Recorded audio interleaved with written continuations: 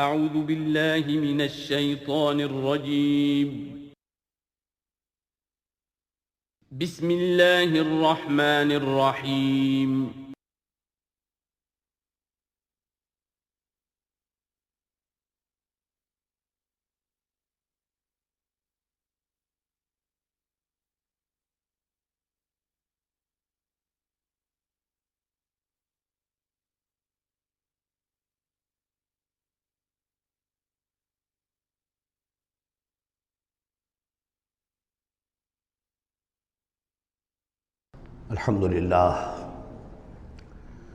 الحمدللہ وکفی والصلاة والسلام علی عباده الذین اصطفی،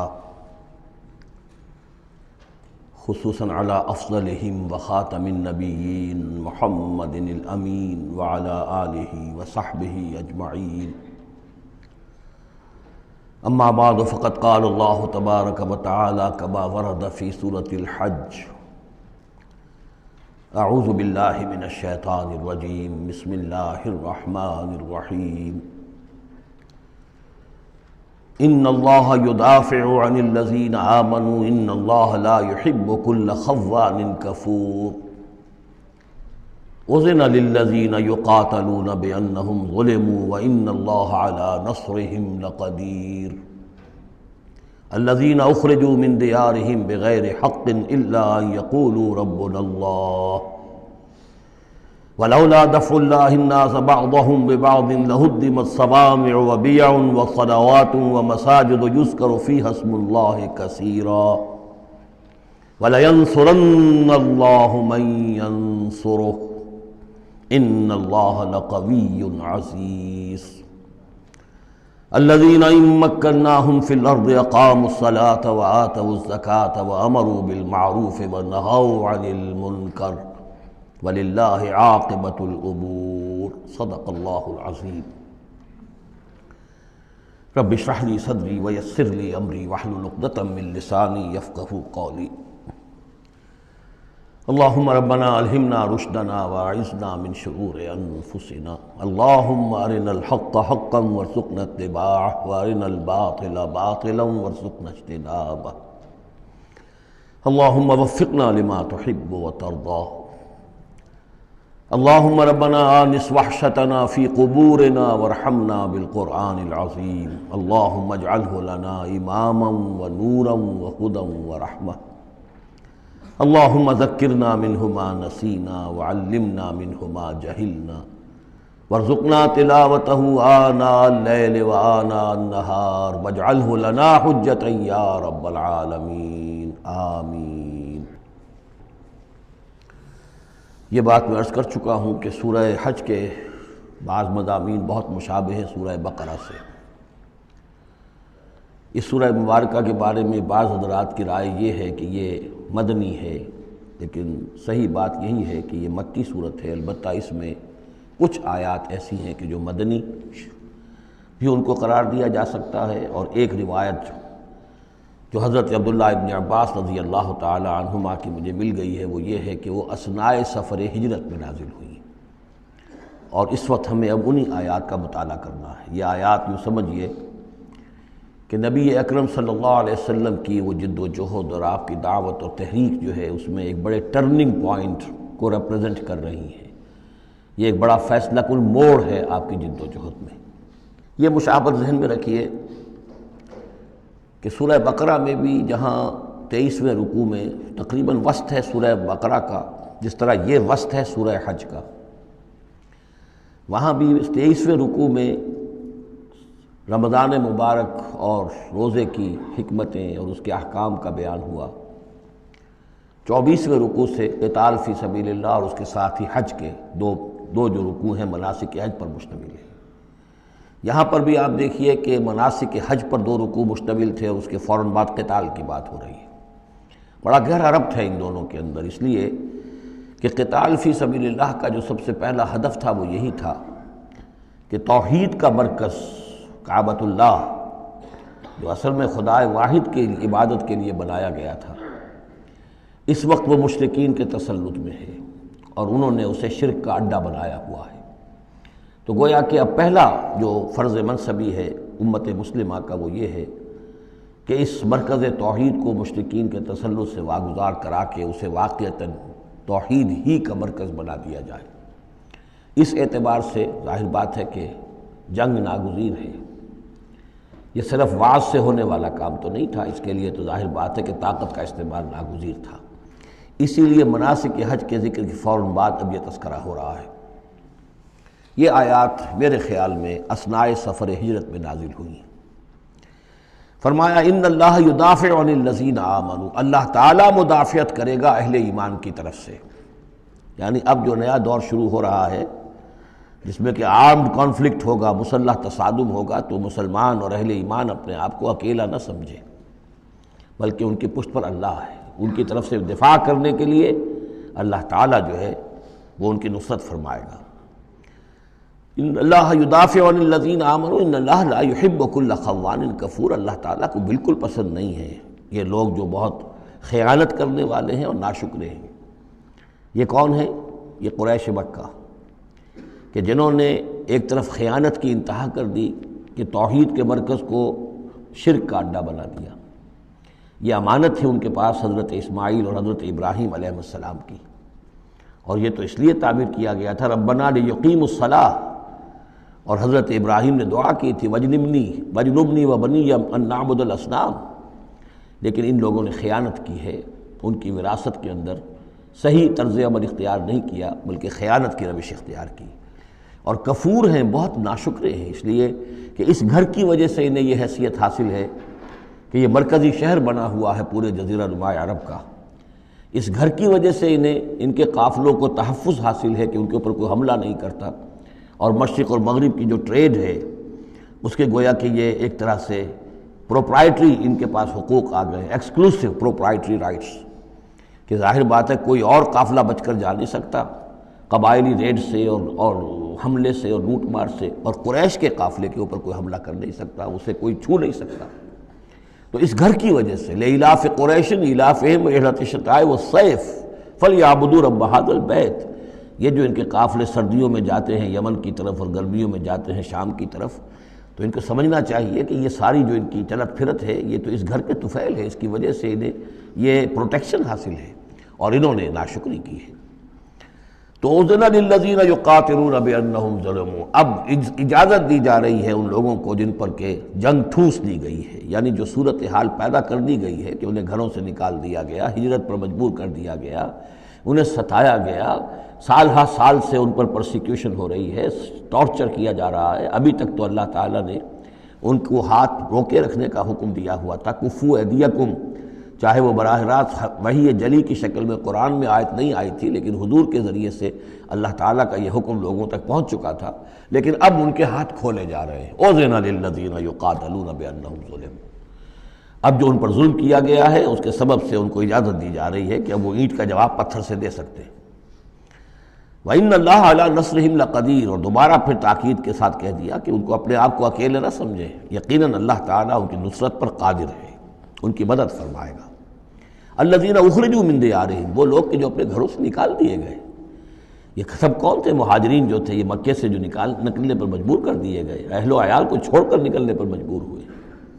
الذین اخرجوا من دیارہم بغیر حق، جو نکال دیے گئے اپنے گھروں سے، اپنے علاقوں سے نا حق، الا ان یقولوا ربنا اللہ، صرف اس جرم کی پاداش میں کہ انہوں نے کہا ہمارا رب اللہ ہے، ہم صرف ایک اللہ کو مانتے ہیں اور دوسرے آلہہ کو، دوسرے معبودوں کو، دوسرے دیویاں اور دیوتاؤں جو تمہارے من گھڑت ہے ہم ان کو تسلیم کرنے کو تیار نہیں۔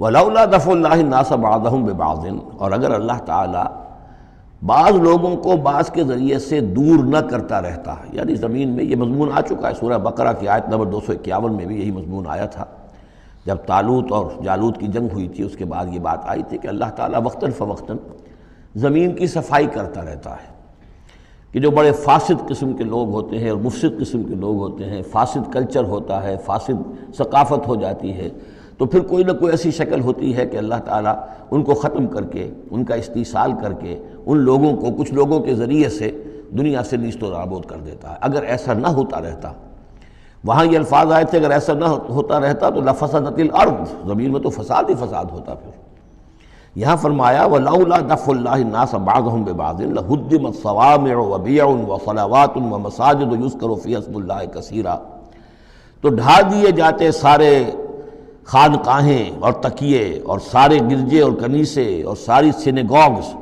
صلوتا یہ عربی زبان کا لفظ ہے، صلاۃ ہی سے ہے، یہ عربی اور جیسا کہ میں نے عرض کیا ہے بارہا عبرانی اور عربی زبان جو ہے یہ عبرانی زبان کا لفظ ہے صلوتا، اور عربی اور عبرانی جو ہیں یا تو سگی بہنیں ہیں، کسی ایک ہی زبان کی یہ دونوں نکلی ہوئی شاخیں ہیں، اور یا یہ کہ عبرانی ماں ہے اور عربی اس کی بیٹی ہے، یہ ان کے درمیان رشتہ ہے۔ صلاۃ کا لفظ جو عربی میں آیا ہے اور قرآن مجید میں صلوتا یہ وہاں پر بھی موجود تھا۔ ہمارے ہاں سلام ہے، ان کا شلام ہے، وہ فرق اتنا ہی ہے، وہ شین کے ساتھ اور وہ بڑا اس کو گول کر کے شلام کہتے ہیں، باقی ہمارے یہاں سلام ہے، فرق اور خاص نہیں ہے۔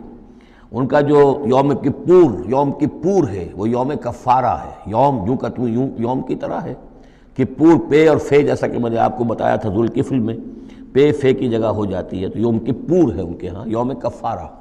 تو یہ تقریباً تمام جو اصطلاحات ہیں وہ بہت ایک دوسرے کے قریب ہیں۔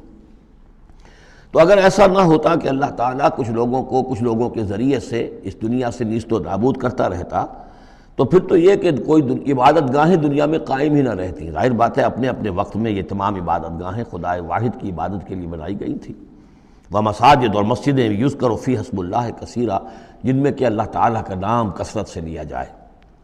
وَلَيَنصُرَنَّ اللَّهُ مَن يَنصُرُهُ، یہ بہت اہم ہے، یہ آیت کا ٹکڑا، اور یہ ہر شخص کو یاد کر لینا چاہیے۔ لازماً اللہ مدد کرے گا ان کی جو اس کی مدد کرتے ہیں۔ اس میں زیادہ زور ہے وَلَيَنصُرَنَّ اللَّهُ، عربی زبان میں اس سے زیادہ تاکید کا اسلوب نہیں ہے۔ فعل مضارع سے پہلے لام زبر کے ساتھ، لام مفتوح، اور آخر میں نون مشدد تشدید کے ساتھ۔ افعلو یہ میں کروں گا، لافعلن میں لازماً کروں گا، یہ جو انداز ہے اس میں کوئی شک نہیں۔ وَلَيَنصُرَنَّ اللَّهُ مَن يَنصُرُهُ، لیکن دوسری بات یہ آئی کہ ظاہر بات ہے کہ یک طرفہ معاملہ نہیں ہے، تم اللہ کی مدد کرو گے تو اللہ تمہاری مدد کرے گا۔ تم اللہ کے باغیوں کے ساتھ دوستیوں کی پیلیں بڑھاؤ، اللہ کے دشمنوں کے ساتھ تمہاری جو ہے وفاداریاں ہوں، اور تم چاہو کہ اللہ تمہاری مدد کرے، یہ تو انہونی بات ہے۔ جیسے سورہ بقرہ میں ہم نے دیکھا تھا فَاذْكُرُونِي أَذْكُرْكُمْ، تم مجھے یاد رکھو میں تمہیں یاد رکھوں گا۔ اسی طرح وَلَيَنصُرَنَّ اللَّهُ مَن يَنصُرُهُ، لازماً اللہ مدد کرے گا ان کی۔ اسی سورہ مبارکہ میں ہم دیکھ چکے ہیں کہ اس کا یقین ہونا چاہیے بندہ مومن کو، اور یہ یقین اس کا بہت بڑا سہارا بنتا ہے، اس کے صبر کا اور ثبات کا اور استقامت کا۔ ورنہ یہ کہ اگر اس یقین، اس اللہ کی مدد کی امید کی رسی کو وہ کاٹ دے تو پھر اس کے لیے کوئی سہارا نہیں رہے گا۔ ان اللہ لقوی عزیز، اور پھر یہ کہ اللہ جو مدد کا وعدہ کر رہا ہے تو اللہ کوئی کمزور تو نہیں ہے، قوی ہے، زبردست ہے، توانا ہے، عزیز ہے، زبردست ہے۔ الذین ان مکناہم فی الارض، وہ لوگ کہ جنہیں اگر ہم زمین میں تمکن عطا کر دیں، یہ وہی لفظ ہے کذالک مکننا لیوسف، سورہ یوسف میں 2 مرتبہ ہم پڑھ چکے ہیں۔ الذین ان مکناہم فی الارض، وہ لوگ کہ جنہیں اگر ہم زمین میں تمکن، قدرت، طاقت، غلبہ، حکومت، استیلاء عطا کر دیں تو وہ کیا کریں گے؟ اقاموا الصلاۃ، پہلا کام ہے نماز قائم کریں گے۔ یہی کام حضور نے کیا، جاتے ہی سب سے پہلے جمعہ قائم کیا، اور پھر یہ کہ مسجد نبوی کی تعمیر کی، پہلا کام۔ وآتوا الزکوٰۃ، زکوٰۃ ادا کریں گے، آتوا الزکوٰۃ، اور دیں زکوٰۃ، اقاموا الصلاۃ وآتوا الزکوٰۃ، اور دیں گے وہ زکوٰۃ، اور یہ کہ زکوٰۃ کا نظام قائم کیا جائے تاکہ جو بھی معاشرے کے اندر پسماندہ طبقے کے پاس جن کے ہاں احتیاج ہے ان کا بھی کفالت کا بندوبست ہو۔ وَأَمَرُوا بِالْمَعْرُوفِ، اور وہ نیکی کا حکم دیں گے، وَنَہَوْا عَنِ الْمُنکَرِ، اور بدی سے روکیں گے، وَلِلَّهِ عَاقِبَةُ الْأُمُورِ، اور تمام معاملات کا بالکل آخری انجام تو ہے، تو وہ تو ظاہر ہے کہ اللہ ہی کے ہاتھ میں ہے، اللہ کی قبضہ قدرت میں ہے۔ اس کو ہم یہ کہہ سکتے ہیں ایک اعتبار سے کہ گویا یہ نبی اکرم صلی اللہ علیہ وسلم کا مینیفیسٹو تھا۔ مینیفیسٹو ایک تو ہمارا آج کا تصور ہے کہ انتخابات میں جو پارٹیاں حصہ لیتی ہیں وہ اپنا اپنا پروگرام دیتی ہیں، لیکن اس سے علیحدہ کر دیجئے۔ لیکن چونکہ حضور، اگر یہ روایت صحیح ہے کہ یہ آیات نازل ہوئی ہیں جبکہ حضور تشریف لے جا رہے ہیں مکے سے مدینے کی طرف ہجرت کے سفر پر، تو اللہ کے علم میں ہے کہ اب آپ کا جو وہاں داخلہ ہونے والا ہے وہ تو ہوگا ایک بے تاج بادشاہ کی حیثیت سے، جاتے ہی آپ کو وہاں اللہ تعالیٰ کی طرف سے اختیار اور اقتدار مل جائے گا۔ تو جب یہ صورت ہوگی تو کیا کریں گے؟ ان کی پرائرٹیز کیا ہوں گی؟ تو جیسے کہ جماعتیں کہا کرتی ہیں کہ ہماری حکومت بنے گی تو ہم یہ کریں گے، تو گویا کہ یہ ہے وہ ہمیشہ کے لیے اہل ایمان کا جو سمجھیے کہ اللہ تعالیٰ کی طرف سے دیا ہوا ان کا مینیفیسٹو ہے، الذین ان مکناہم فی الارض اقاموا الصلاۃ وآتوا الزکاۃ وامروا بالمعروف ونہوا عن المنکر وللہ عاقبۃ الامور۔ یہ آیات خاص ہیں۔ اب دیکھیے پھر وہی جو مکی صورتوں کا مضمون ہوتا ہے بالکل انداز جو ہے وہ بدل جائے گا۔ یہ آیات ہیں اثناء سفر ہجرت کی، یا ہو سکتا ہے کہ مدینہ پہنچ کر نازل ہوئی ہوں، لیکن یہ مکی صورت میں رکھ دی گئی ہیں مناسبت کے اعتبار سے کہ جہاں حج کے یہ افعال بیان ہو رہے مناسک حج، اس کے ساتھ ہی ان کو شامل کر دیا گیا۔ اب وہی جو عام مکی مضامین ہیں مکی صورتوں کے وہ شروع ہو جائیں گے۔ وَإِن يُكَذِّبُوكَ فَقَدْ كَذَّبَتْ قَبْلَهُمْ قَوْمُ نُوحٍ وَعَادٌ وَثَمُودُ۔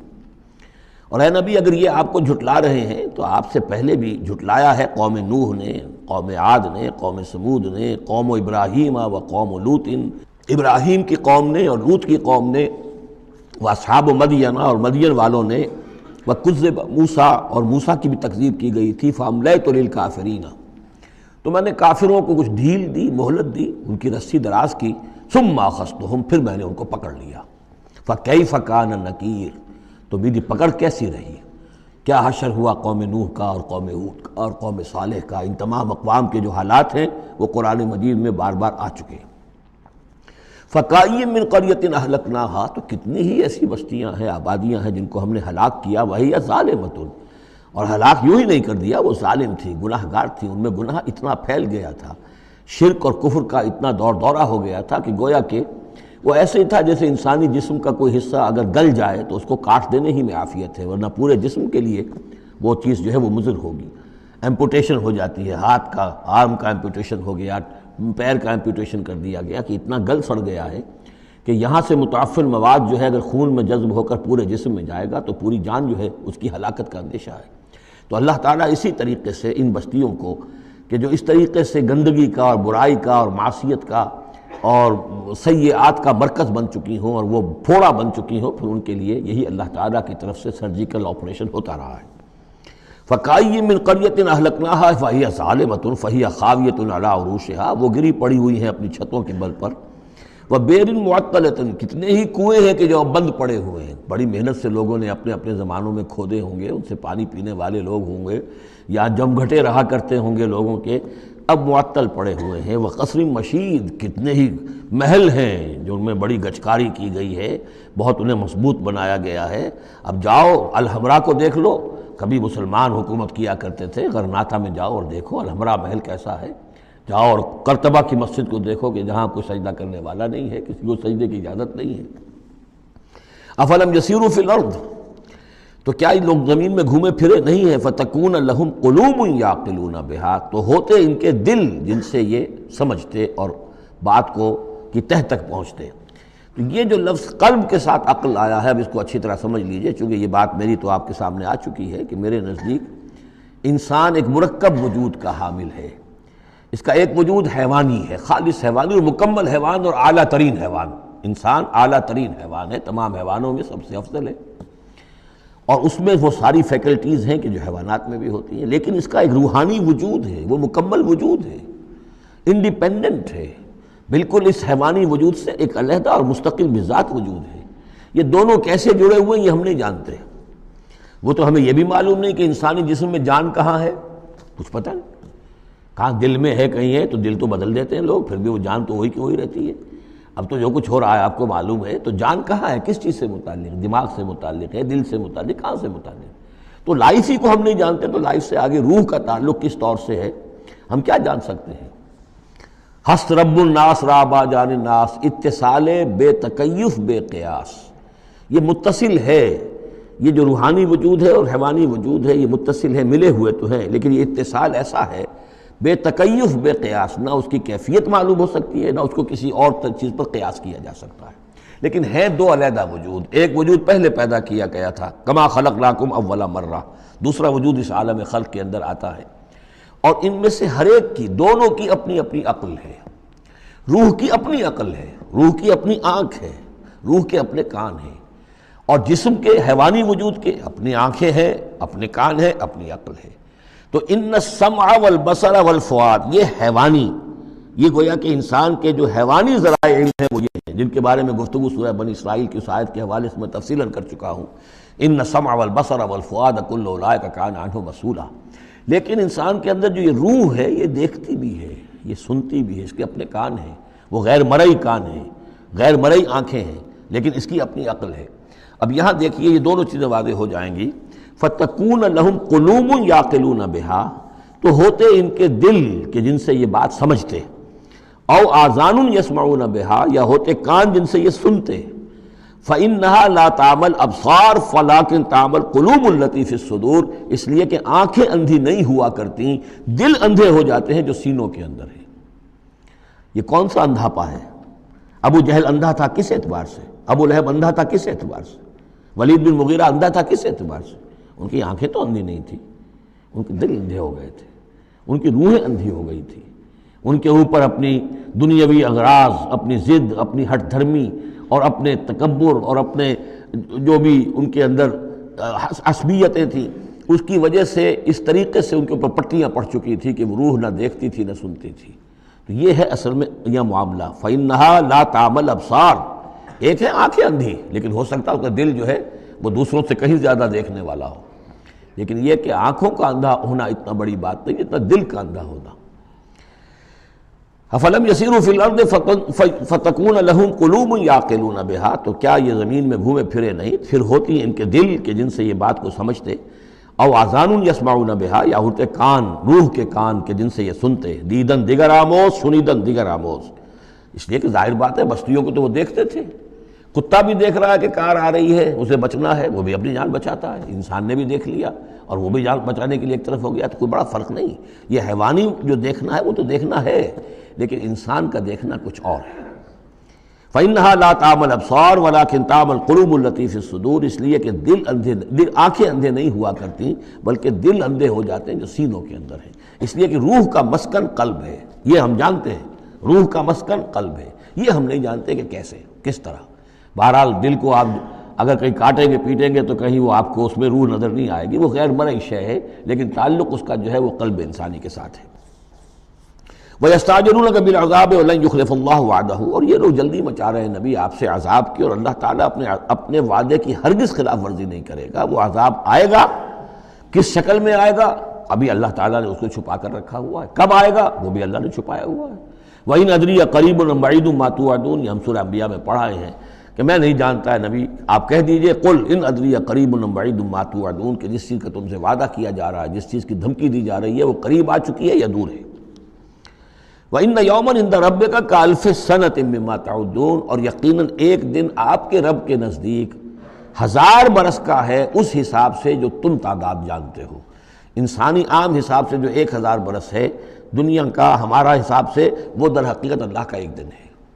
یہ مضمون چونکہ قرآن مجید میں پھر سورہ سجدہ میں پھر آئے گا، 2 مرتبہ آیا، تو یہ مضمون یوں سمجھیے کہ یہ محکمات میں سے، یہ متشابہات میں سے نہیں ہے، بات بالکل پختہ ہے اور واضح ہے۔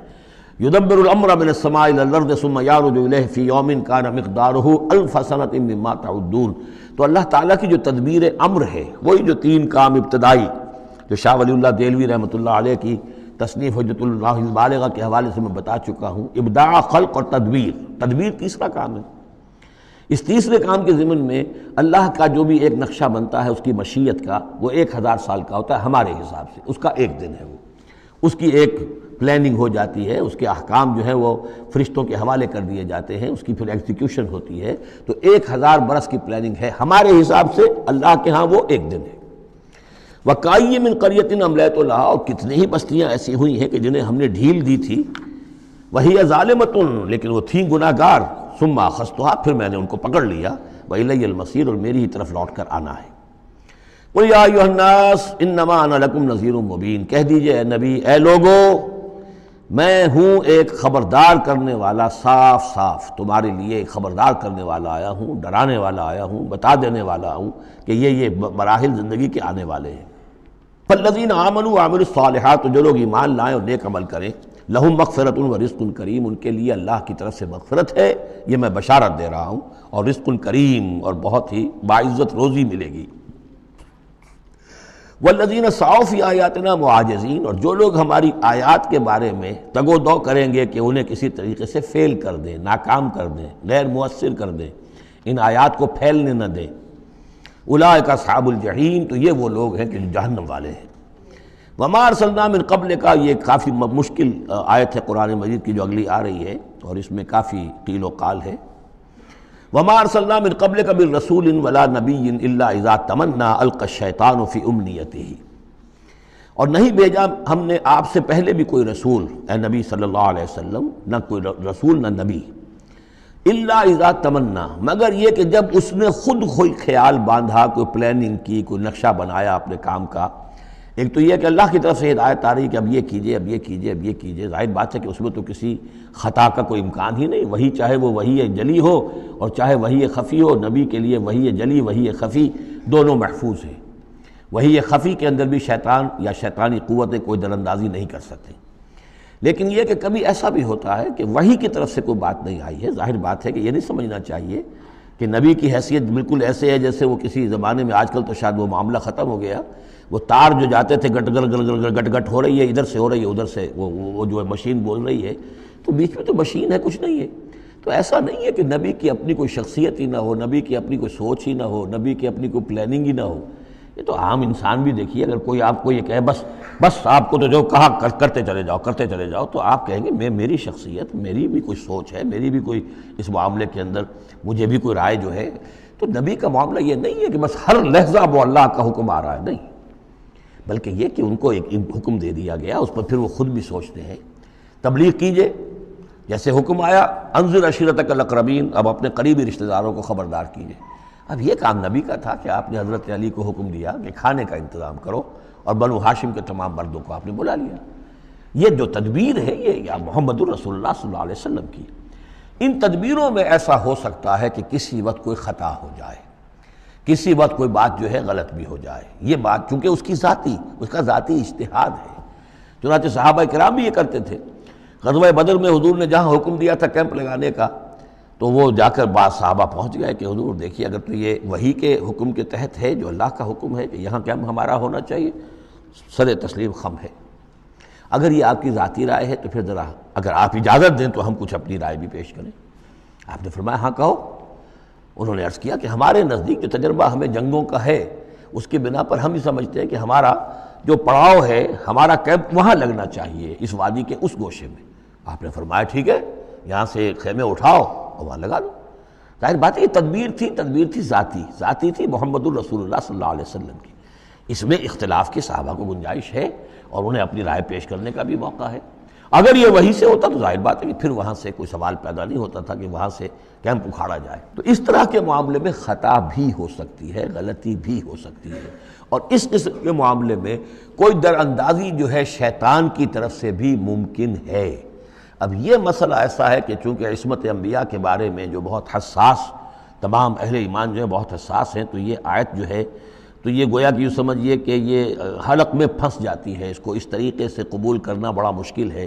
تو تعویلیں بڑی دور راسکار بھی کی گئی ہیں، لیکن میرے نزدیک اس کی بالکل سیدھی سی بات ہے۔ یہاں تک کہ میں آپ کو واقعہ بتا چکا ہوں تعبیر نخل کا، کہ حضور نے مدینے میں جا کر کہا کہ یہ آرٹیفیشل پولینیشن وغیرہ کے لیے تم جو قریب کر دیتے ہو، کھجور کے نر اور مادہ پھولوں کو قریب لے آتے ہو تاکہ فرٹیلائزیشن زیادہ ہو جائے اور پھر یہ کہ پھل زیادہ ہو جائے، نہ کرو تو کیا ہے، آپ کے بس یہ کہنے سے صحابہ نے نہیں کیا، لیکن یہ کہ فصل کم ہو گئی۔ اب انہوں نے ڈرتے ڈرتے عرض کیا کہ حضور آپ نے یہ فرمایا تھا، ہم نے نہیں کیا، تعبیر نخل اس سال ہم نے نہیں کی تھی، فصل کم ہو گئی ہے۔ فرمایا انتم عالم بامور دنیاکم، یہ معاملات تمہارے، میں یہ سکھانے تمہیں نہیں آیا، ایگریکلچر سکھانے نہیں آیا تمہیں میں تو آیا ہوں یہ ہدایت دینے کے لیے۔ جو ہدایت میں دوں، جو میری جو نبوت اور رسالت کا جو ایشو ہے، جو اس کا موضوع ہے، اس پر تمہیں میری ہر بات کو ماننا ہے، لیکن یہ جو تمہارے معاملات ہیں یہ تجرباتی معاملات ہیں۔ اب دیکھیے تجرباتی، چونکہ وہ تجربہ تھا انہیں، وہ کرتے تھے، زراعت کرتے تھے، اور انہیں یہ اندازہ ہو گیا تھا کہ ایسا ہو تو اس سے یہ کہ پھل زیادہ ہوتا ہے، تو تجربے پر تھا، اور تجربے ہی کی بنیاد پر سائنس ہے۔ پوری سائنس کیا ہے؟ ایکسپیریمنٹیشن ہے نا، اسی کے اوپر تو یہ سائنس ڈیولپ ہوئی ہے۔ ان چیزوں کو جو ہے وہ اس سے خارج سمجھیے، اس میں کوئی تعلق جو ہے دین کا اس سے نہیں ہے۔ انتم عالم بامور دنیاکم، تم اپنے ان دنیاوی معاملات کو جو تجربے پر جس کا دار و مدار و نثار ہے مجھ سے بہتر جانتے ہو۔ یہ حدیث ہے بخاری شریف کی الحمدللہ، اللہ تعالیٰ ان پر لاکھوں نعمتیں اور اپنی رحمت نازل فرمائے، یہ چیزیں محفوظ رہ گئی ہیں ہمارے لیے، تبھی تو ہمارے لیے کچھ کہنے کا اور بولنے کا موقع ہے۔ تو فرمایا انتم عالم بامور دنیا کو۔ اسی طریقے کا مسئلہ یہ ہے وما ارسلنا من قبلک من رسول ولا نبی الا اذا تمنا، جب وہ کوئی اپنی اسکیم بناتے ہیں، اپنی پلاننگ کرتے ہیں، القی الشیطان فی امنیتہ، تو شیطان ان کے خیال میں کچھ ڈال دیتا ہے۔ امنیہ کہتے ہیں تمنا، آرزو۔ اب دیکھیے آدمی سوچتا ہے یہ حسرہ ہو جانا چاہیے، یہ کام یوں ہونا چاہیے، مثلا جب کہ آپ نے دیکھا کہ مکہ مکرمہ میں تو میرا قیام ناممکن ہو گیا ہے، اس لیے کہ ابو طالب کے انتقال کے بعد وہ جو خاندانی ایک پروٹیکشن حاصل تھی بنو ہاشم کی، وہ ختم ہو گئی، اور اب خاندان بنی ہاشم کا سردار بھی ابو لہب ہو گیا ہے، کہ جو بہت ہی سخت دشمن ہے ذاتی طور پر حضور کا۔ تو پھر آپ نے سوچا اب کیا کروں، کس طرح جاؤں، کدھر دیکھوں، کسے آواز دوں؟ تو آپ نے طائف کا سفر کیا، لیکن یہ کہ وہاں پہ آپ جو ہے ناکام وہاں سے آنا پڑا، وہاں کوئی آپ کو ریسپانس نہیں ملی، بلکہ زندگی کا سخت ترین دن جو ہے حضرت عائشہ صدیقہ رضی اللہ تعالیٰ عنہ کی روایت موجود ہے، ان کے ہوش کے دوران تو سمجھیے کہ غزوہ احد کا دن سخت ترین تھا، تو انہوں نے کبھی پوچھ لیا کہ حضور آپ پر احد کے دن سے بھی سخت دن کوئی گزرا ہے؟ آپ نے فرمایا ہاں، طائف کا دن مجھ پر اس سے کہیں زیادہ سخت تھا، وہ سختی ہوئی حضور پر۔ لیکن اللہ تعالیٰ کی مشیت میں کیا تھا کہ یہ سعادت جو ہے یہ طائف کے لیے نہیں لکھی تھی، یہ سعادت یثرب کے لیے لکھی تھی، جو مدینہ منورہ بننے کی سعادت جو ہے، مدینہ النبی بننے کی سعادت اللہ کی حکمت میں مدینہ کے لیے تھی۔ وہاں حضور گئے بھی نہیں اور وہاں کے 6 آدمی ایمان لے آئے اور کھڑکی کھل گئی۔ وما ارسلنا من قبلک من رسول ولا نبی الا اذا تمنا القى الشیطان فی امنیتہ فینسخ اللہ ما یلقی الشیطان، پھر اللہ منسوخ کر دیتا ہے، ختم کر دیتا ہے اس چیز کو کہ جو شیطان نے ڈالا ہوتا ہے۔ ثم یحکم اللہ آیاتہ، پھر اللہ تعالیٰ اپنے فیصلوں کو پختہ کر دیتا ہے۔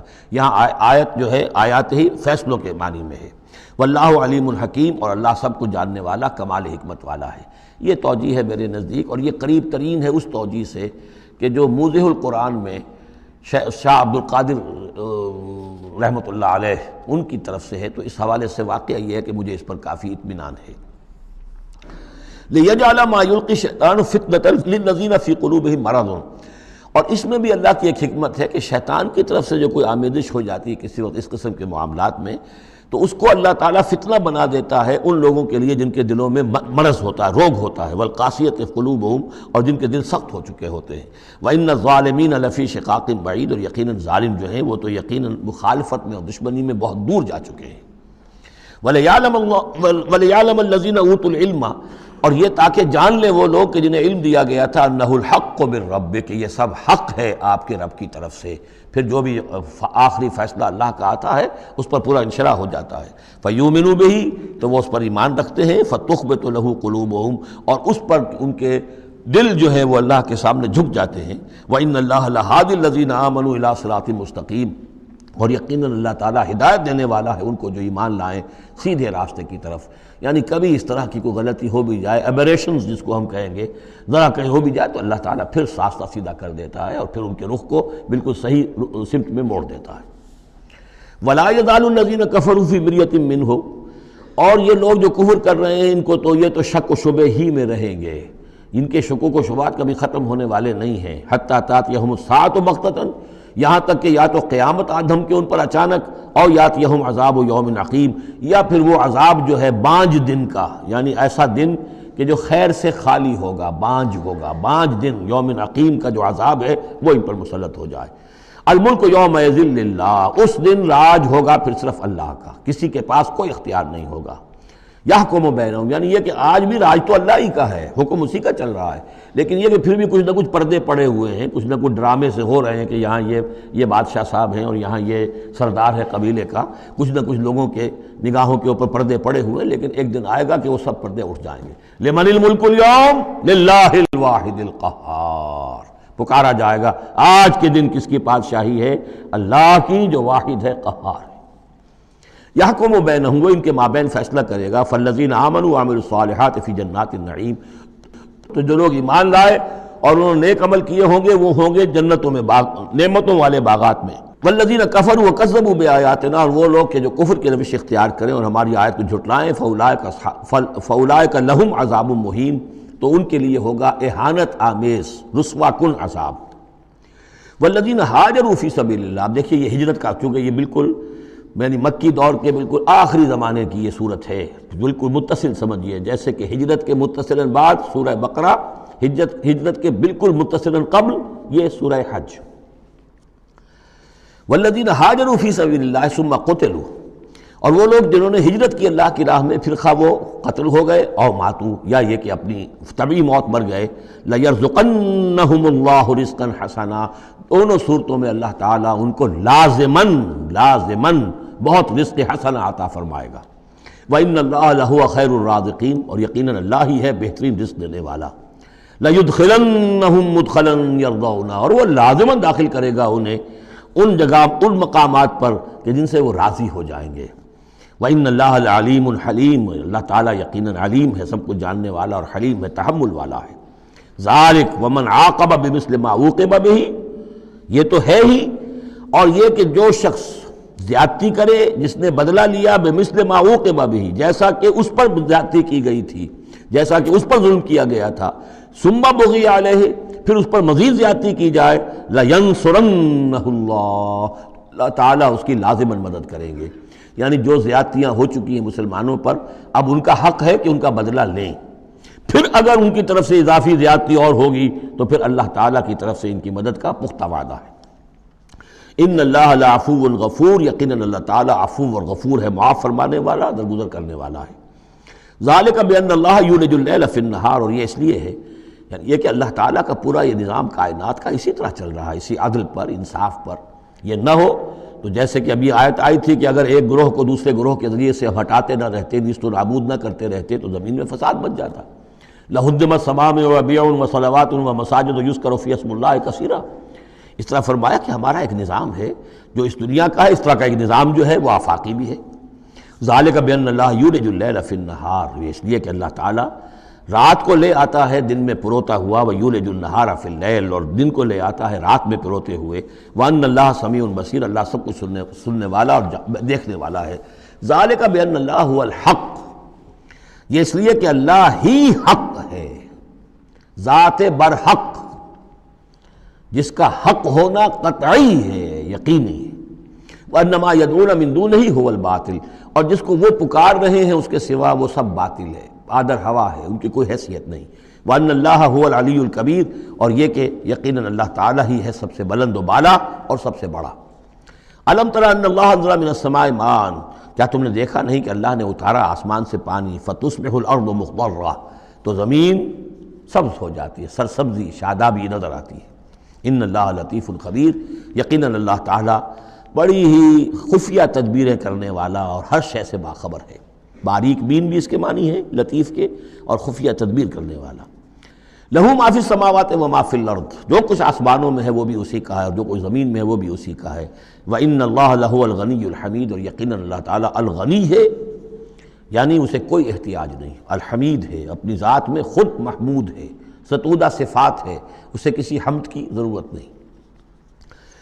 الم تر ان اللہ سخر لکم ما فی الارض والفلک تجری فی البحر بامرہ، کیا تم نے دیکھا نہیں کہ اللہ تعالیٰ نے تمہارے لیے مسخر کر دیا ہے، تمہاری خدمت گزاری میں، تمہاری ضروریات کی بہم رسانی میں لگا دیا ہے ان سب چیزوں کو جو زمین میں ہے، والفلک، اور کشتی کو، تجری فی البحر بامرہ، جو چلتی ہے سمندر میں اور دریا میں اس کے حکم سے، وَيُمْسِكُ السَّمَاءَ أَن تَقَعَ عَلَى الْأَرْضِ، اور وہی ہے جو تھامے ہوئے آسمان کو کہ وہ گر نہ جائے زمین پر، إِلَّا بِإِذْنِهِ، مگر اس کے حکم سے۔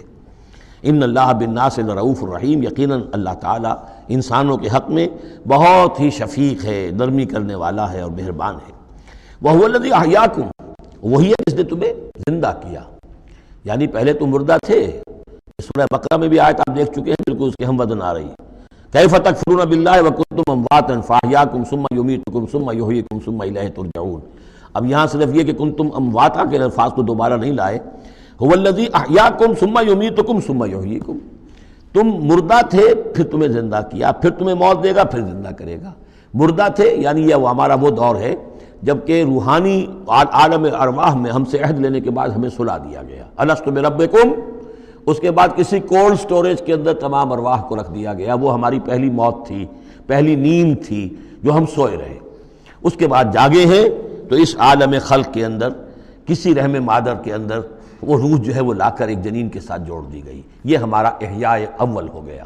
اس کے بعد پھر یہاں ہم رہیں گے تو یہ زندگی ہے دوسری، اور اس کے بعد جب موت ہوگی تو احیاء یہ اماتہ ثانی ہو جائے گا، پھر اللہ اٹھائے گا بعد الموت، وہ احیاء ثانی ہو جائے گا۔ یہ سورہ غافر میں مضمون آئے گا، اس کا کلائمیکس جو ہے سورہ غافر میں ہے۔ وَهُوَ الَّذِي أَحْيَاكُمْ ثُمَّ يُمِيتُكُمْ ثُمَّ يُحْيِيكُمْ إِنَّ الْإِنسَانَ لَكَفُورٌ، یقیناً انسان جو ہے وہ ناشکرا ہے۔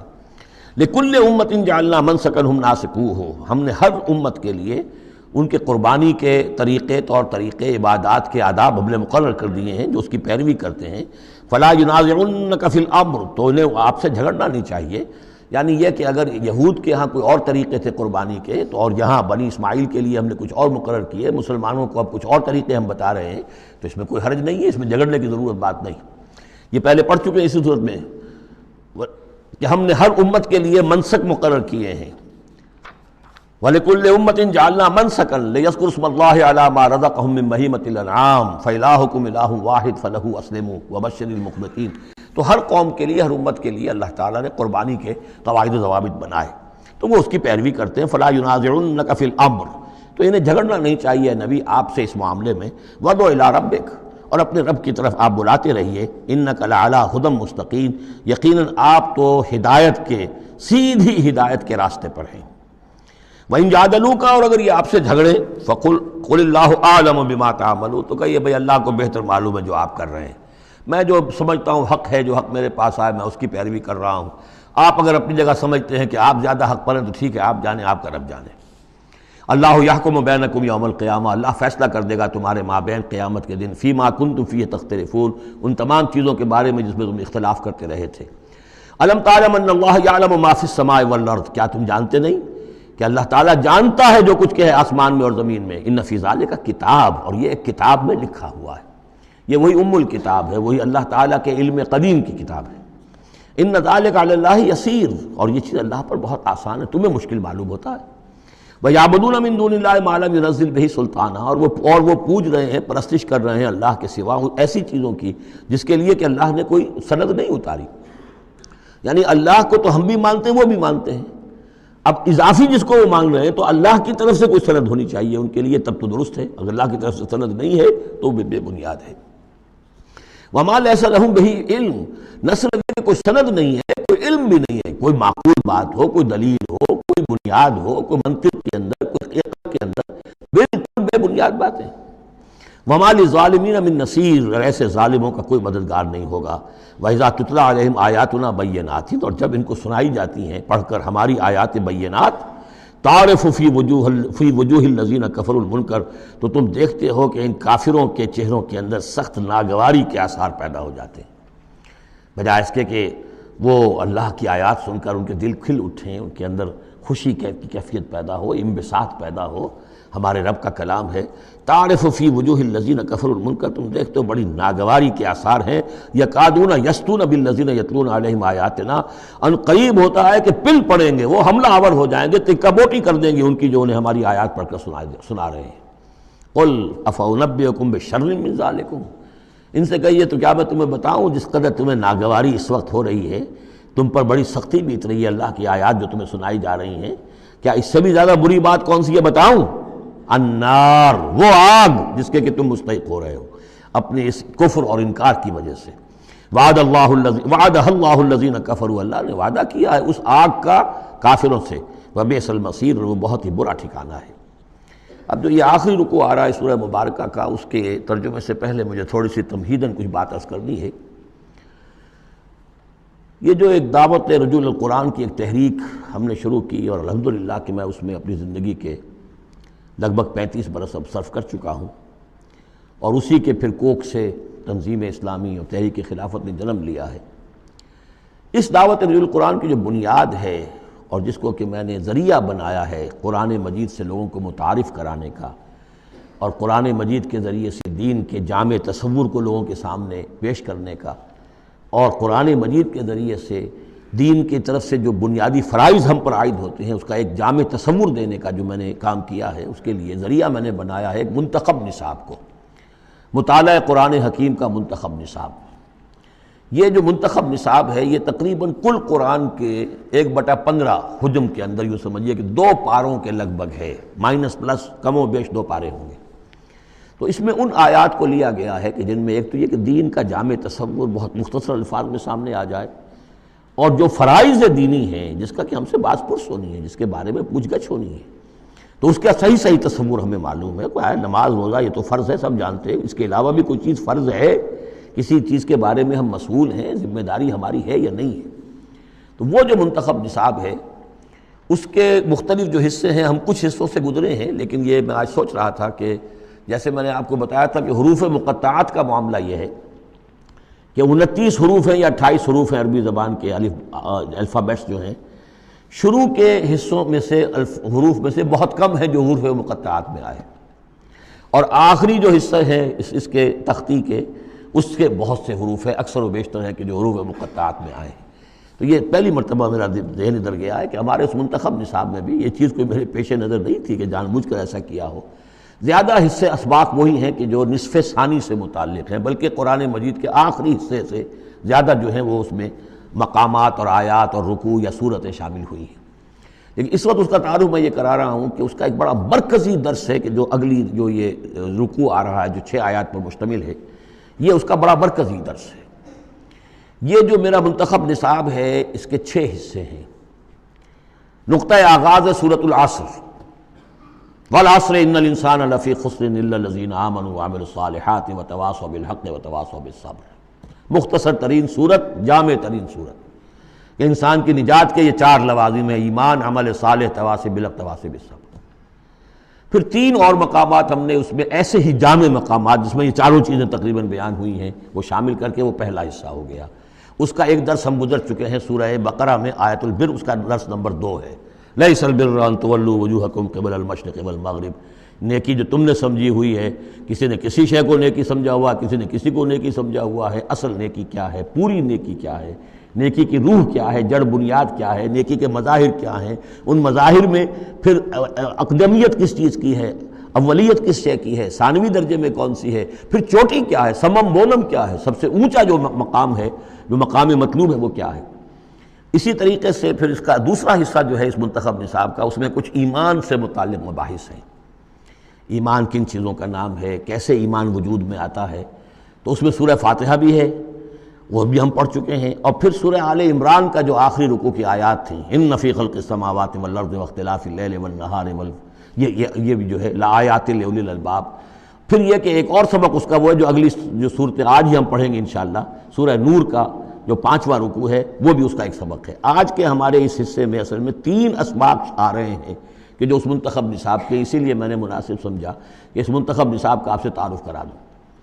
پھر یہ تیسرا حصہ اس کا جو ہے وہ اعمال صالحہ، عمل صالح کی تفصیل کیا ہے، انفرادی سطح پر کیا عمل ہونا چاہیے، اجتماعی سطح پر کیا ہونا چاہیے، معاشرتی سطح پہ کیسے ہونا چاہیے، ریاستی سطح پر کیا ہونا چاہیے۔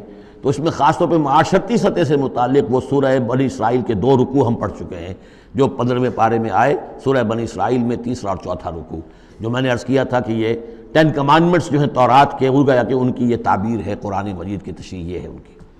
تو اس طریقے سے یہ درس جو ہمارا وہ چلتا ہوا، پھر آخر تک اب جو حصے آئیں گے میں بر وقت آپ کو بتاتا جاؤں گا، لیکن یہ درس جو ہے یہ بھی در حقیقت اس کے تیسرے حصے کا آخری یا چوتھے حصے کا پہلا درس ہے، بالکل مرکزی جگہ، 3 حصے ادھر 3 حصے ادھر۔ یہ اس اعتبار سے جامع ترین مقام ہے قرآن کا کہ قرآن کی دعوت کو 2 حصوں میں تقسیم کر کے بیان کیا گیا۔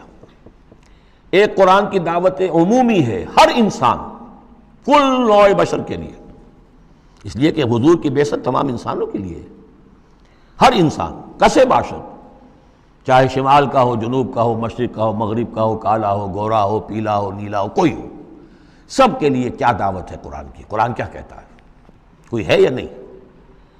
پہلے درجے میں تو دعوت عمومی، الی کافۃ الناس۔ دوسرے درجے میں دعوت خصوصی، یہ کن کے لیے ہے؟ جو ماننے کا اعلان کرے۔ پہلی دعوت دعوت ایمان ہے، مانو اللہ کو، مانو رسول کو، مانو آخرت کو، مانو بعث بعد الموت کو، مانو جنت کو، مانو دوزخ کو، یہ ہے عام۔ جو یہ مانتے ہی نہیں، اب ان سے کوئی اور کلام نہیں، ان سے ہم کیسے کہیں گے نماز پڑھو اور روزہ رکھو؟ وہ اللہ کو نہیں مانتے، قرآن کو نہیں مانتے، نبی کو نہیں مانتے۔ تو دعوت ایمان ہے، دعوت عام قرآن مجید، اور پھر جو ایمان کا دعویٰ کریں اب ان سے خطاب ہے کہ اب جگر تھام کے بیٹھو، میری باری آئی، جب تم نے مان لیا تو ماننے کا یہ تقاضا پورا کرنا پڑے گا۔ اب وہ دعوت عمل ہوگی، یہ کرو اور یہ کرو اور یہ کرو اور یہ کرو۔ تو دعوت ایمان یہاں پر اور پھر دعوت عمل، ان کو علیحدہ علیحدہ سے جو ہے اللہ تعالیٰ نے ان 6 آیات کے اندر بیان کر دیا۔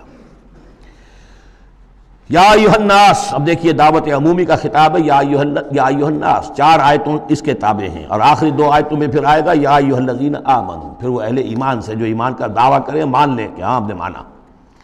یا ایھا الناس ضرب مثل فاستمعوا لہ، ایک مثال بیان کی جاتی ہے، ذرا توجہ سے سنو۔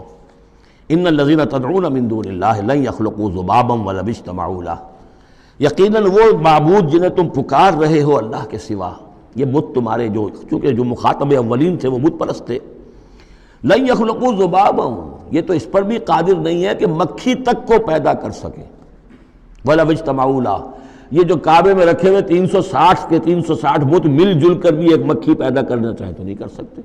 سامنے کی بات تھی تو صرف شعور دلانا تھا، جیسے حضرت ابراہیم نے بھی ان بتوں کو توڑ کے ذرا انہیں آمادہ کر دیا ایک دفعہ کہ وہ اپنے گریبانوں میں جھانکیں ضرور، ایک دفعہ حقیقت ان پر منکشف ہو گئی۔ اسی طرح یہ مثال دی جا رہی ہے، وَإِن يَسْلُبْهُمُ الذُّبَابُ شَيْئًا، اور یہ تو بات بہت دور کی ہے کہ وہ مکھی کو پیدا کرے، مکھی ان سے کوئی چیز چھین کر لے جائے، ان کے سامنے حلوے مانڈے رکھتے ہو، مکھیاں بھنبھناتی ہیں، وہ تو مکھیاں بھی اڑا نہیں سکتے۔ إِن يَسْلُبْهُمُ الذُّبَابُ شَيْئًا لَا يَسْتَنقِذُوهُ مِنْهُ، تو اسے واپس چھین نہیں سکتے، حاصل نہیں کر سکتے۔ ضعف الطالب والمطلوب، بہت کمزور ہے طالب بھی اور مطلوب بھی۔ یہ ان 3 الفاظ میں قرآن مجید کا توحید کا جو عملی لب لباب ہے وہ آ گیا ہے۔ انسان جو ہے، جو بھی کسی بھی درجے میں باشعور انسان ہے، اس کا کوئی نہ کوئی آئیڈیل ہے، آدرش ہے، کوئی نصب العین ہے جس کے لیے وہ بھاگ دوڑ کرتا ہے، محنت کرتا ہے دن رات۔ تو ظاہر بات ہے کہ وہ آئیڈیل گھٹیا ہوگا تو انسان بھی گھٹیا ہوگا، آئیڈیل اونچا ہوگا تو انسان بھی اونچا ہوگا۔ یہ دونوں چیزیں جو ہے کورسپونڈنگ جائیں گی۔ اگر آپ کا مقصود ہی پست ہے تو ظاہر بات ہے آپ کی اپنی شخصیت بھی بڑی پست ڈیولپ ہوگی۔ مقصود اونچا ہو، بلند، لیکن فرمایا ان کا تو جو مطلوب ہے وہ بھی ضعیف، تو طالب تو اور بھی ضعیف ہوئے۔ جن کا مطلوب وہ بنے ہوئے ہیں کہ جو مکھی تک نہیں اڑا سکتے، تو طالبوں کا کیا حل ہوگا؟ قیاس کن سے گلستان من بہار مرا۔ لیکن یہ وہی مضمون ہے جو سورہ بقرہ میں آ چکا ہے۔ وَمِنَ النَّاسِ مَن يَتَّخِذُ مِن دُونِ اللَّهِ أَندَادًا يُحِبُّونَهُمْ كَحُبِّ اللَّهِ، لوگوں میں سے کچھ ایسے ہیں جو اللہ کے مد مقابل بنا کر کچھ اور چیزوں سے محبت شروع کر دیتے جیسے کہ اللہ سے محبت کرنی چاہیے تھی۔ اصل میں تو انسان کو بنایا گیا کہ لا محبوب الا اللہ، لا مقصود الا اللہ، لا مطلوب الا اللہ، مطلوب اللہ کے سوا کوئی نہ رہے، باقی ذرائع ہیں۔ زندہ رہنے کے لیے روٹی کھانی ہے، محنت کرنی ہے، ہل چلانا ہے، ذرائع ہے، مطلوب نہیں ہے۔ نہ کھیتی مطلوب ہے، نہ دکان مطلوب ہے، نہ پروفیشن مطلوب ہے، نہ ڈاکٹری، نہ انجینئرنگ، کوئی شے مطلوب نہیں، نہ دنیا مطلوب ہے، نہ اولاد مطلوب ہے، مطلوب صرف اللہ۔ یہ ہے توحید کا لب لباب، لا مطلوب الا اللہ، لا مقصود الا اللہ، لا محبوب الا اللہ۔ لیکن جو لوگ یہاں تک نہیں پہنچ سکتے، جیسے جس شخص کو بہت سخت بھوک لگی ہو، اگر اچھی چیز کھانے کو نہیں ملے گی تو برے میں بھی منہ مارے گا۔ اگر ان کا ذہن وہاں تک نہیں پہنچا، اگر ان کے ذہن کی پستی کا یہ عالم ہے کہ اللہ کی معرفت حاصل نہیں کر سکے، اللہ ان کا محبوب اور مطلوب و مقصود اصلی نہ بن سکا، تو کسی اور کو اللہ کی جگہ رکھ کر اور وہ پوجنا شروع کر دیتے ہیں۔ کوئی آئیڈیلی ہے، کوئی وطن ہے، کوئی قوم ہے، اور کچھ نہیں تو میرا اپنا نفس ہے، اپنے ہی حسن کا دیوانہ بنا پھرتا ہوں، اپنی ہی حریم ذات کے گرد طواف ہو رہا ہے۔ تو ضعف الطالب والمطلوب ما قدر اللہ حق قدرہ، یہ اللہ کی قدر نہ کر سکے، اللہ کا اندازہ نہ کر سکے، معرفت حاصل نہ کر سکے اللہ کی جیسے کہ اس کے معرفت کا حق تھا۔ اللہ کو پہچان لیتے تو کسی اور سے کاہے کو لو لگاتے؟ حسین ترین کو اگر دیکھ لیں گے تو کمتر کو کون پھر پوچھے گا؟ تو دیکھ نہیں پائے ہیں جلال خداوندی کا کوئی نقشہ ان کے سامنے، جلال و جمال و کمال خداوندی کی کوئی جھلک نہیں دیکھ پائے، لہذا وہ عاشق بنے پھر رہے دنیا کے عروس ہزار داماد کے۔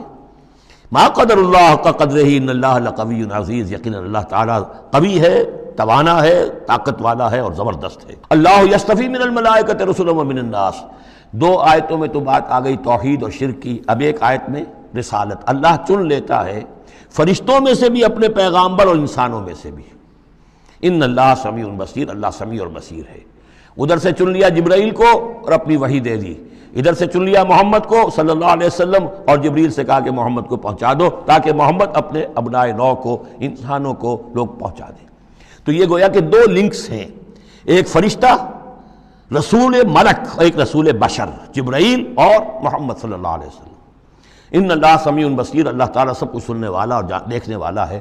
یعلم ما بین ایدیہم وما خلفہم، وہ جانتا ہے جو کچھ کہ ان کے سامنے ہے، جو کچھ ان کے پیچھے ہے۔ وإلی اللہ ترجع الامور، اور پھر تمام معاملات اللہ ہی کی طرف لوٹا دیے جائیں گے۔ یہ آخرت آ گئی، توحید، رسالت، آخرت، یہ ہے ثلاثی، یہ امور ثلاثہ ہیں جن پر ایمان کی دعوت، اور یہ دعوت ہے یا ایھا الناس، اے بنی نوع آدم، اے انسانوں۔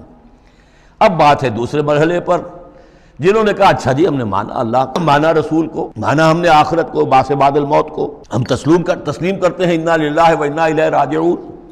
تو اب ہے عمل کا مرحلہ، یا ایھا الذین آمنوا، اے وہ لوگوں جو ایمان کا دعویٰ کر رہے ہو، اقرار کر رہے ہو۔ اب بات بدل گئی، اب دیکھیے فعل امر آ رہے ہیں، پہلے میں فعل امر کوئی تھا ہی نہیں، سوائے اس کے کہ ضرب مثلا فاستمعوا لہ، بس وہ ایک فعل امر آیا تھا، ذرا بات توجہ سے سنو، باقی کچھ نہیں، حقائق بیان کر دیے، توحید، رسالت، معاد۔ اب جو لوگ ان کو مانتے ہیں، یا ایھا الذین آمنوا ارکعوا واسجدوا واعبدوا ربکم وافعلوا الخیر لعلکم تفلحون، اے ایمان کے دعوے دارو رکوع کرو، جھکو اللہ کے سامنے، واسجدوا، اور جھکو، پروسٹریٹ بیفور ہم، اس کے سامنے سر بسجود ہو جاؤ، واعبدوا ربکم، اور اپنے رب کی بندگی، مکمل بندگی، ٹوٹل بندگی، اس کی پرستش نہیں، بندگی بھی، زندگی آمد برائے بندگی، زندگی بے بندگی شرمندگی، وفعلوا الخیر، اور نیک کام کرو، بھلے کام کرو۔ اب بھلا کام کون سا رہ گیا؟ وعبدوا میں تو سب کچھ آ گیا، بھلا کام کیا ہے؟ عبادت میں تو جو اللہ نے حکم دیا وہ ہم نے کر دیا، ہم نے بندگی کا حق ادا کر دیا۔ اب فعل خیر کیا ہے؟ وہ یہ ہے کہ خدمت خلق میں اپنے آپ کو لگا دو، اور خدمت خلق صرف یہ نہیں ہے کہ بھوکے کو کھانا کھلا دیا جائے، یہ بھی خدمت خلق ہے۔ سب سے بڑی خدمت خلق کیا ہے؟ ان کی عاقبت سنوارنے کی کوشش کرو، یہ سموچے جہنم کے اندر جا رہے ہیں، گویا کہ دعوت، ان کو بچاؤ، ان لوگوں کو اس حقائق سے خود بھی جن سے کہ تم آشنا ہو گئے ہو، جو حقائق تم پر منکشف ہو گئے ہیں، ان سے انہیں بھی روشناس کرو تاکہ ان کی عاقبت سنور جائے، ان کی بھی زندگی درست ہو جائے۔ لعلکم تفلحون، یہ کرو گے تو فلاح پاؤ گے۔ بہت اہم نکتہ ہے یہ۔ اے ایمان کے دعوے دارو، یہ نہ سمجھ بیٹھو بس ایمان لے آئے تو بس فلاح ہی فلاح ہے، اب کامیابی ہو گئی، بس نہیں، یہ شہادت گاہ الفت میں قدم رکھنا ہے، یہ تو ابھی قدم رکھا ہے آپ نے، اب یہ کرو اور یہ کرو اور یہ کرو اور یہ کرو تاکہ فلاح پاؤ۔ اگر اس کے بغیر فلاح کی توقع کیے بیٹھے ہو تو یہ تمہارا اپنا خیال ہے، وشفل تھنکنگ ہے۔ تلک امانیکم قل ہاتوا برہانکم ان کنتم صادقین، یہ تو پھر تمہاری اپنے من گھڑت خیالات ہیں۔ اور اس سے بھی اگلا حکم ہے وجاہدوا فی اللہ حق جہادہ، جہاد کرو پھر اللہ کے لیے جیسا کہ اس کے لیے جہاد کا حق ہے۔ جی نہیں، یہ سجدہ جو ہے صرف حضرت شافعی کے نزدیک ہے، امام شافعی کے۔ وجاہدوا فی اللہ حق جہادہ، اور جہاد کرو اللہ کے لیے جیسا کہ اس کے لیے جہاد کا حق ہے۔ هو اجتباکم، اس نے تمہیں چن لیا ہے۔ کیا مانی؟ اب نبوت محمد پر ختم ہو رہی ہے صلی اللہ علیہ وسلم، اب آئندہ جبریل کسی کے پاس وحی نہیں لائیں گے کہ پھر وہ وحی پہنچائے لوگوں کو۔ اب یہ کام یہ کہ وہی جو جبریل وحی لائے اور جو محمد نے تمہیں پہنچا دی، اب تمہیں پہنچانی ہے پوری نوع انسانی کی طرف۔ یہ ہے تیسری لنک، هو اجتباکم، اپنے نصیب پر فخر کرو، اللہ نے تمہیں چن لیا ہے، سلیکٹ کر لیا ہے۔ یہ بالکل وہی مضمون اب آ گیا جو سورہ بقرہ میں آیا تھا، وَكَذَلِكَ جَعَلْنَاكُمْ أُمَّةً وَسَطًا لِتَكُونُوا شُهَدَاءَ عَلَى النَّاسِ وَيَكُونَ الرَّسُولُ عَلَيْكُمْ شَهِيدًا، وہی مضمون آ رہا ہے، هُوَ اجْتَبَاكُمْ وَمَا جَعَلَ عَلَيْكُمْ فِي الدِّينِ مِنْ حَرَجٍ، اور تمہارے لیے تو ہم نے دین کے اندر کوئی تنگی رکھی ہی نہیں، ملت ابیکم ابراہیم، یہ تمہارے جد اجداد ابراہیم ہی کی ملت ہے۔ هُوَ سَمَّاكُمُ الْمُسْلِمِينَ، اسی نے تمہارا نام مسلم رکھا ہے، اللہ نے تمہیں اس مسلم کا خطاب دیا ہے۔ حضرت ابراہیم نے بھی یہی کہا تھا، ربنا وجعلنا مسلمین لک ومن ذریتنا امۃ مسلمۃ لک، ہماری امت میں سے بھی ایک امت مسلمہ اٹھائی ہو، من قبل وفی ھذا، اس سے پہلے بھی اور اس میں بھی، لیکون الرسول شہیدا علیکم وتکونوا شہداء علی الناس، وہی مضمون جو سورہ بقرہ میں تھا، وکذالک جعلناکم امۃ وسطا لتکونوا شہداء علی الناس ویکون الرسول علیکم شہیدا۔ فرق کیا ہے؟ وہاں پہلے امت کا ذکر ہے پھر رسول کا ذکر، یہاں پہلے رسول کا ذکر ہے پھر امت کا ذکر۔ لِيَكُونَ الرَّسُولُ شَهِيدًا عَلَيْكُمْ وَتَكُونُوا شُهَدَاءَ عَلَى النَّاسِ فَأَقِيمُوا الصَّلَاةَ۔ بس اس کو اپنی پوری طرح سمجھنے کے بعد اب بسم اللہ کرو، قدم آگے بڑھاؤ، تو سب سے پہلے قدم کہاں بڑھاؤ گے؟ فَأَقِيمُوا الصَّلَاةَ وَآتُوا الزَّكَاةَ، نماز قائم کرو، زکوٰۃ ادا کرو، واعتصموا باللہ، اور اللہ کے ساتھ چمٹ جاؤ، اللہ کے دامن سے وابستہ ہو جاؤ۔ ہوا مولاکم، وہ تمہارا مولا ہے، مددگار ہے، پشت پناہ ہے، حمایتی ہے۔ فنعم المولا ونعم النصیر، کیا ہی اچھا ہے حمایتی اور کیا ہی اچھا ہے مددگار۔ بارک اللہ لی ولکم فی القرآن العظیم ونفعنی وإیاکم بالآیات والذکر الحکیم۔